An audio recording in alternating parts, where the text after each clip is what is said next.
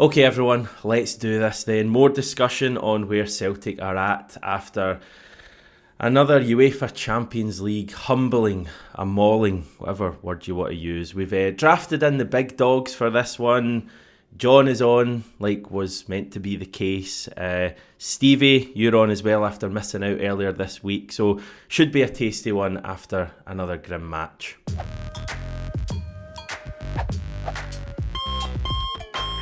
Over 24 hours have passed now, guys. I'll ask you both how you're feeling all these hours on. Starting with you, Stevie. Still fairly mortified with it. It's not the end of the world, we know that. And realistically, if you had said to me after these first two fixtures, how many points would we have?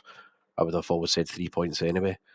But yeah, I think the way we collapsed is still hard to take. It was a pretty raw one last night after I was chatting with you guys, but having watched extensive highlights like an idiot, yeah, I know, stupid thing to do, but it just wound me up even more today, Hamish. So it's not easy, and I think you've got to read the room as a Celtic fan in general, and I think if anybody is all happy and all that, like 24 hours and can just shrug it off, then fair play to you. But I find it very difficult to do. Yeah, you're lucky you caught me actually. I've been behind the sofa for the last 24 hours, so I'm just coming out now. I know, see it, like, not good, was it? Not good at all. And it was just frustrating because everything we said couldn't happen happened, in the sense that you would have taken a defeat as long as Celtic were competitive in the game. All we don't want to see is a complete battering, and then what transpires was a complete battering, unfortunately. Totally outclassed in a number of ways, and a lot of the goals being architects of our own demise with very sloppy play. So all round, just hard to take, a sobering one, and leaves you scratching your head about upcoming games. Although there is still plenty to play for.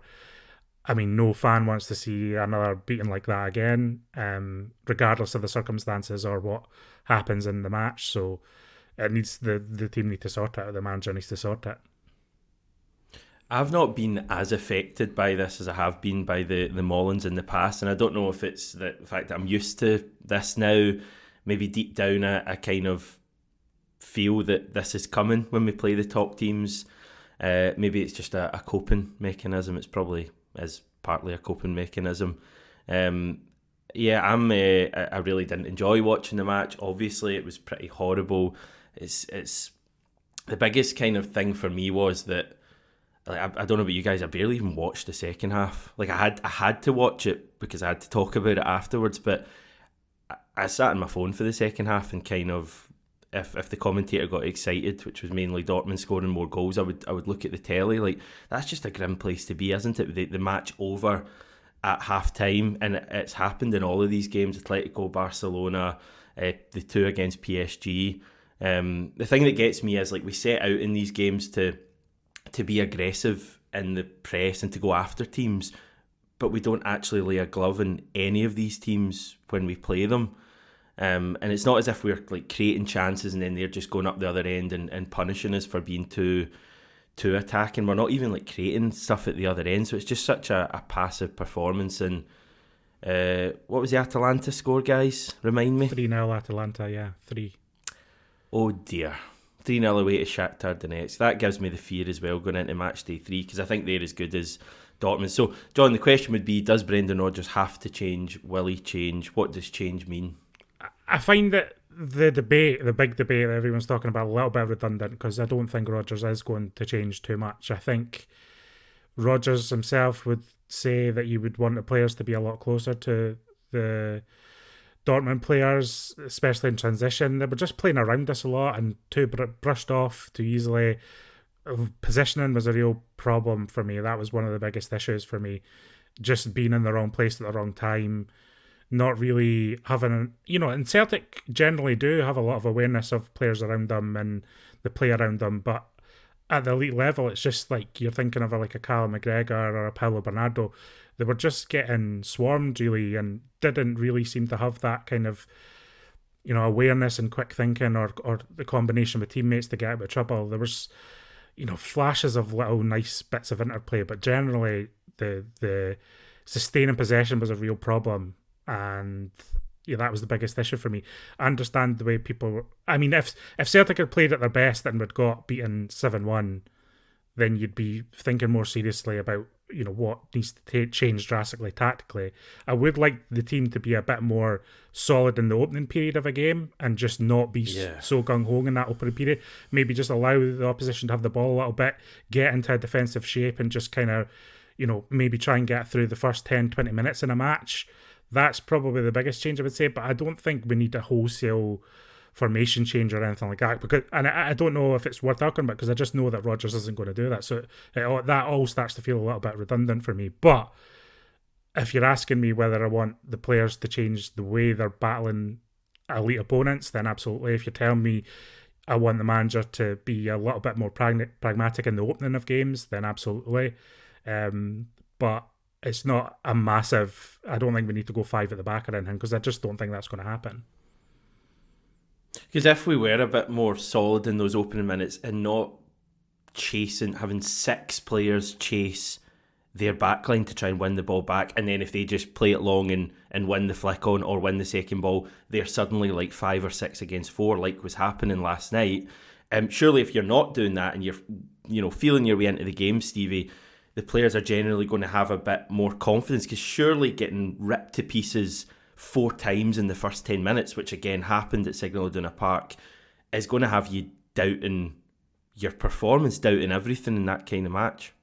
Yeah, and if you look at Callum McGregor too, who's a player that we tend to rely on as supporters, like, he's been through all this a lot before. He's featured in a lot of these heavy drubbings, so he would have known, like, you know, what was coming as soon as Dortmund made it 2-1, and then the fact is they were still playing through us. We were all waiting on it. Every one of us watching that knew there was going to be a third very soon. Yeah. So Callum McGregor, he's the captain. He's the lead day players. He would have knew in the back of his mind, I know what's coming here, and he's powerless to change it. It all comes down to the manager for me. I don't think the players are blameless, but I fully agree with what John said in terms of a more pragmatic setup. And what I do worry about is I don't know if Brendan Rodgers can change his management style. I really don't. I mean, the jury's out for it, and I guess in 3 weeks' time we'll really see if the lessons have been learned. But there was none learned after the Barcelona one, obviously. I can obviously say that was at the start of the Rodgers adventure, and that was against a right good Barcelona side. PSG were fantastic as well. And also Atletico Madrid were down to 10 men fighting a losing battle. But the point is, with Brendan Rodgers, historically, he always does seem to have this in him, and always does seem to be a drubbing. And I just think psychologically that will be a factor in it as well. So the fact is Callum McGregor's playing through that. This all unfolded in front of him, and he was so powerless to prevent anything. I mean, that's none of this in the league is, for example, Callum McGregor can boss the type of games, but that was a big concern for me. Like, and by the way, this isn't a hatchet job on Callum McGregor. I've been talking up Paulo Bernardo for the last few weeks, but I thought he was utterly pathetic last night. Arne Engels, who the manager has purposely bought in for these games, I think he was put in a position to fail, and that wound me up as well. I think Engels is a good player, but he was really, really disappointing last night. And again, he was put in that position to fail because when you saw where he was in midfield, he was basically sort of caught in the middle between Bernardo and McGregor. McGregor's so far back. Positionally, Engels didn't look as if he had a clue sort of where to go. And again, what instructions is he getting from the manager there? So that was the big worry for me, the way that really good players we've got. And they are good. Let's not forget that. They are decent players. The way that they just completely collapsed mentally, and the way that the manager couldn't get the point across Hamish was a massive concern. And it was in that midfield that the game was ultimately lost, because Dortmund just flew by. It's like, you're not even... See, even if we took a couple of bodies in those opening minutes or 2-1 down, you know what I mean? I don't want to get into that daft part, because ultimately it means nothing. But see, even at some point, if you battle at least... it was the fact that we couldn't get anywhere near Dortmund. It was just flying past us in all that space every time we were watching it together. The midfield just getting no grip on that from the first minute to the very last, and it's a huge concern. It's not like you don't need to choose between being wide open and being, wholesale defending. You can pace yourself in a game. You can go into a game and you can pace yourself through a game.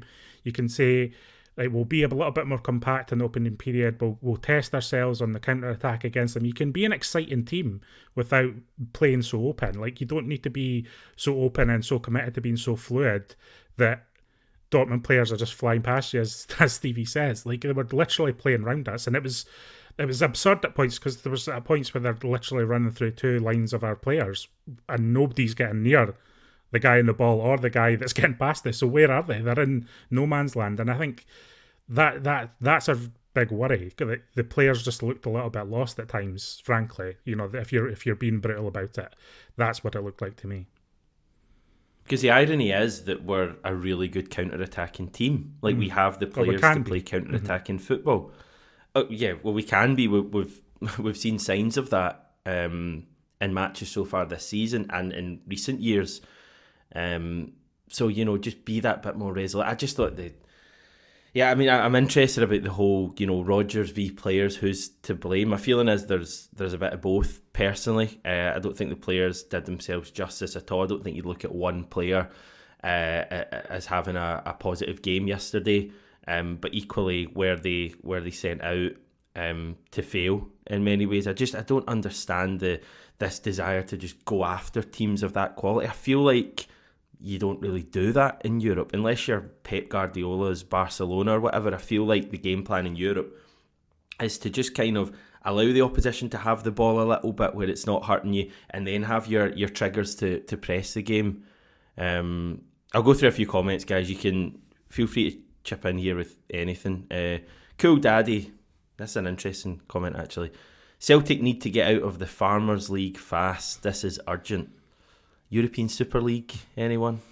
It's mad. The difference between the two levels is crazy, going from St Johnstone to Dortmund. But is that just a cop-out? It's a little limbo, isn't it? Yeah, it's a slight cop-out for me, because I think Celtic can play better than that. I don't think it's other teams. You know, people get so defensive about this. I don't think it's other teams in the league's fault that the league is poor, so to speak. It's just the simple, you know, natural outcome of the massive disparity in TV money between leagues that is increasing all the time. So it's not other teams in the league's fault, but you know, the difference between the two levels is massive, and it is a tricky thing to go from one thing to another. And Rodgers himself saying, like, he sets the team up to be dominant domestically, and I think he said that in an interview after the game. You know, he sets the team up to be dominant domestically.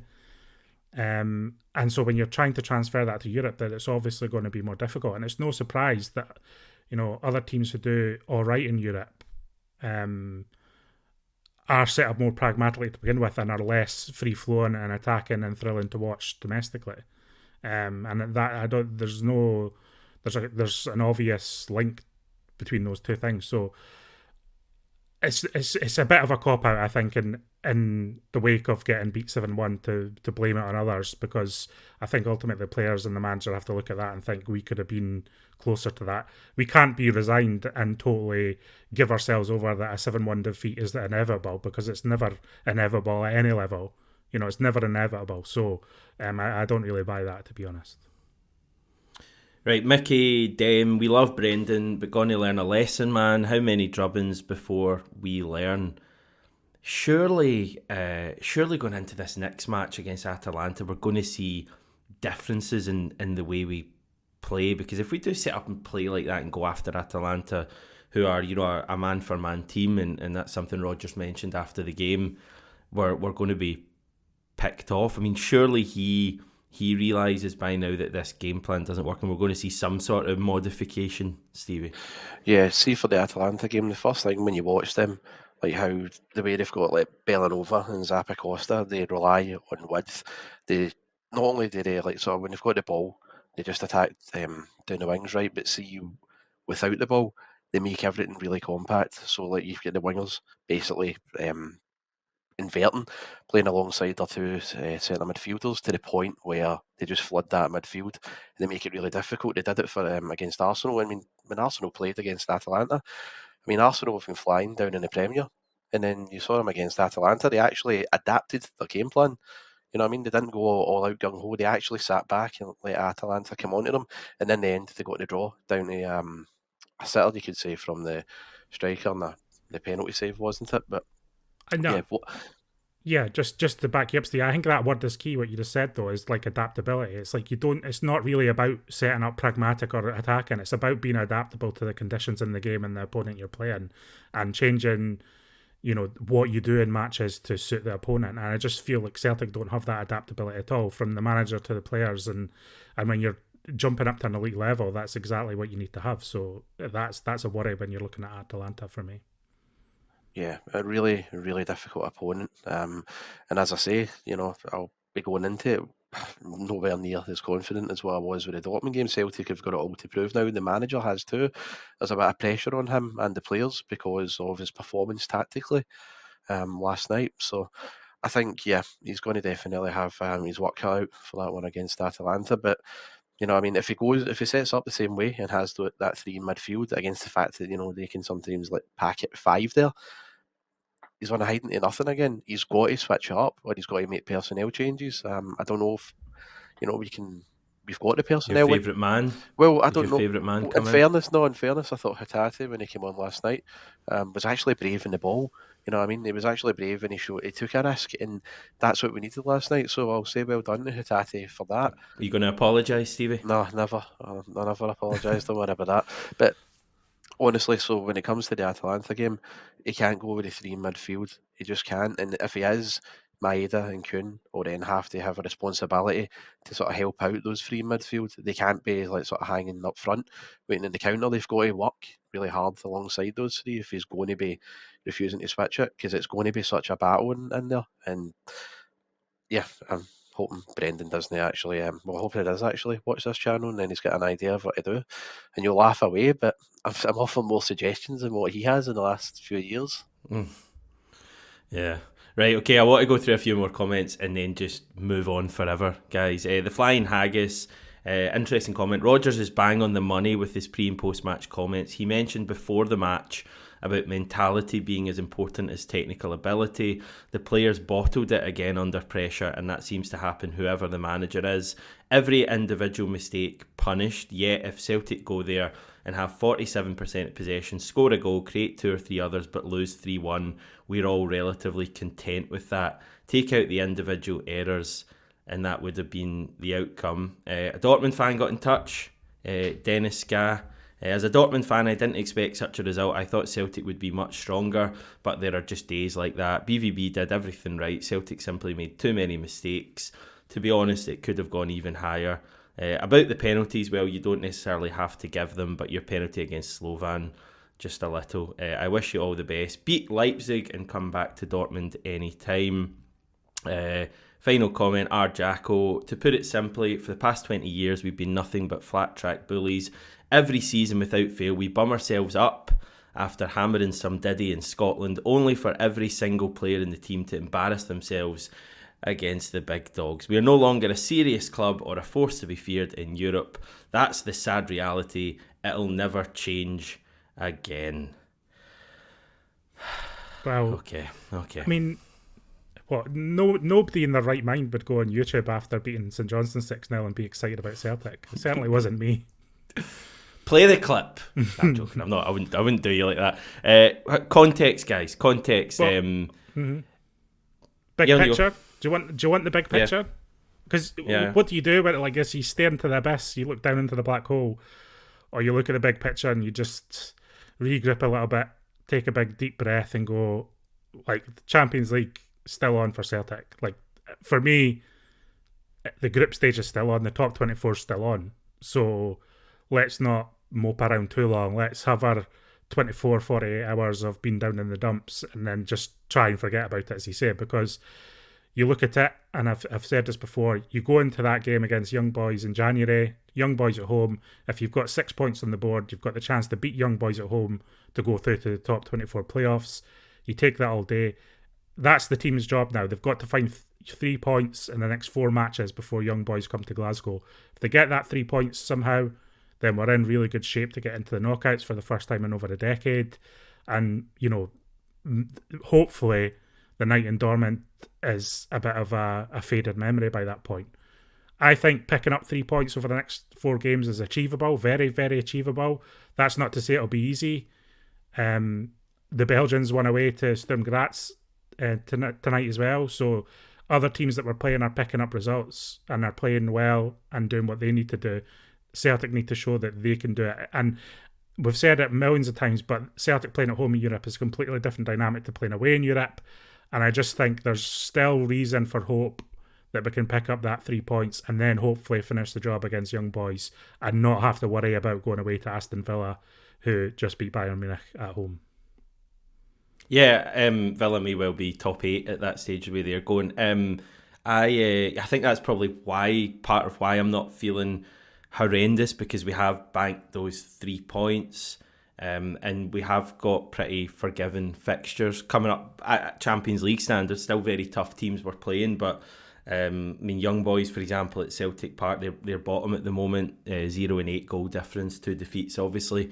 That's the kind of game you fancy at Celtic Park. I do think the games at Celtic Park are totally different to the away games, and I think we've seen that over the past couple of years. Under Brendan Rodgers' second time round, our Champions League performances at Celtic Park have been really good, I would say, or pretty good certainly. The results haven't always been there, but we've kind of turned up in every game.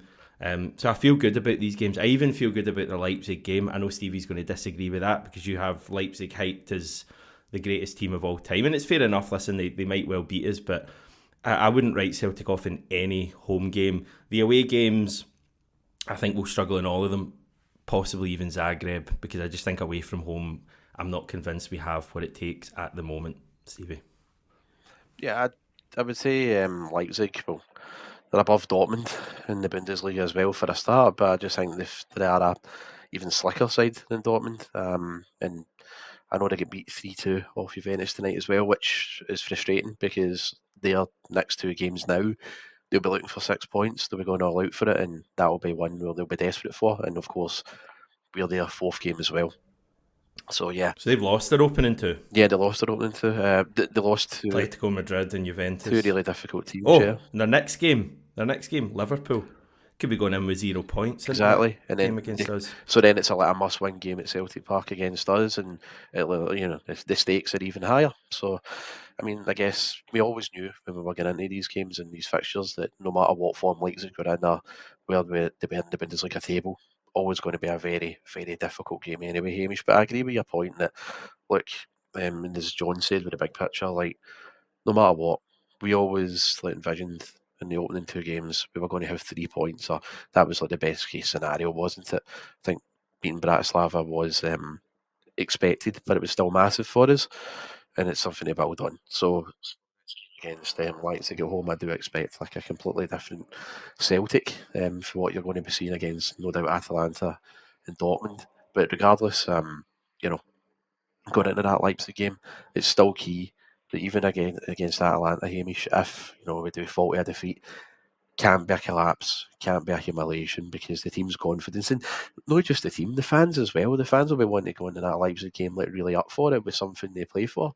And if we're coming off the back of 2 heavy maulings, you're going into that against the team, no doubt, as we were mentioning, they're desperate to win. The confidence, you have something in the back of your mind after it, going, how are they going to react to a press? How are they going to react to losing the ball? And how are they going to react to a quick counter? Like, you would have the fear after seeing that against Dortmund. And Leipzig are the slow coaches either. So, yeah, as I stated earlier, Brendan and the team have a lot to prove, and started the season well, gained a lot of trust, took a hell of a knock last night, and they've got to basically build that back up with the fans, I would say. They're still feeling good, John, about top 24 chances generally?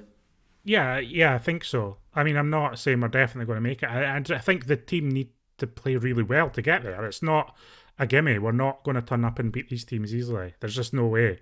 And that was never going to be the case, and even more so now. Because you just see how brittle it can be. Like, if you're literally passing the ball to an opponent in the Champions League, they're going to do something against you. And regardless of who you're playing. If we'd played like we did against Slovan Bratislava, like we did last night, we would have probably got a beat off Slovan Bratislava. Like, that's... Like, if we're just literally passing the ball to Slovan Bratislava and just letting players run past us, then we would have probably got beat off them as well. So it's about... Equally, if we hit that level we did against Bratislava, against a team like Leipzig, we could get something. We could. So the team are capable of that. Yeah, and I think you need to take each match on its merits. And, like, you take each team on its merits and you play the team. I don't think this whole thing about you try and impose your style of play on the game, etc. That's fair. That's just talk though, because when you don't actually start to see it on the pitch, that's when it's a problem.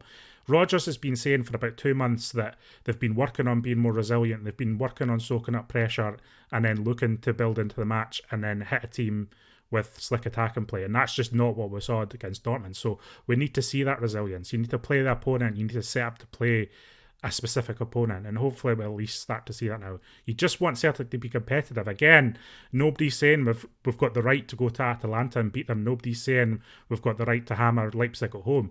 But you need Celtic to be competitive in these games. I think it's achievable for us to at least give a good team a fright, at least, We can't just be turning up and just expecting to get hammered, despite all the caveats of golf and turnover and money and etc. But it's ultimately the team on the pitch has to turn up and play. That's the minimum. Look at Sparta Prague last night as well, John. Mm-hmm. Conceded a very early goal against Stuttgart and got an equaliser and then just camped it and played very compact and pretty much forced Stuttgart through the game. I think that was a 6:00 game, just didn't take chances for range. So it's achievable. Sparta Prague, that's a fantastic result for them, and it's a sort of thing Celtic could be achieving as well if, again, we just adapt our tactics and just don't play like we did last night. You're watching a lot of football, Stevie. How many games have you watched over the past couple of days? 2. No, I love football. What's the matter with that? Right, Brent. Right, okay. Any further comments on Champions League, guys? Or no? Would you much rather chat about Ross County? That's the big game we really care about. That's the biggest game of the week, and I've always said it. What's the thoughts? The thing is, I would maybe normally say after a game like Tuesday night, I'd be interested to see the team's reaction. Chances are we'll go out and beat Ross County, and it's the reaction against Atalanta almost more than the reaction against County, because we live in this strange place, John, where we've kind of got two worlds. And to be fair, it's been like that for a number of years. You get the domestic stuff where we are so clear of the rest, and you've got the European stuff where we're kind of struggling a bit.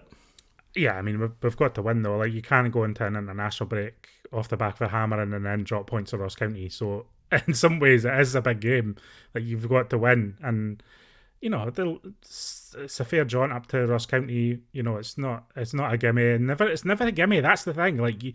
That's why the result in the match against St Johnstone was exciting, because it's never just a turn up and win thing for me. I think Celtic always need to work hard to get results.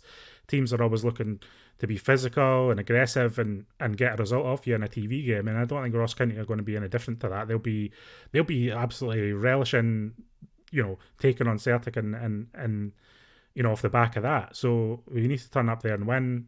Hopefully I would make 2 or 3 changes in the team, just freshen things up a little bit. I'd bring Hatate back in, maybe give Ida a game or something like that, and just freshen things up a little bit.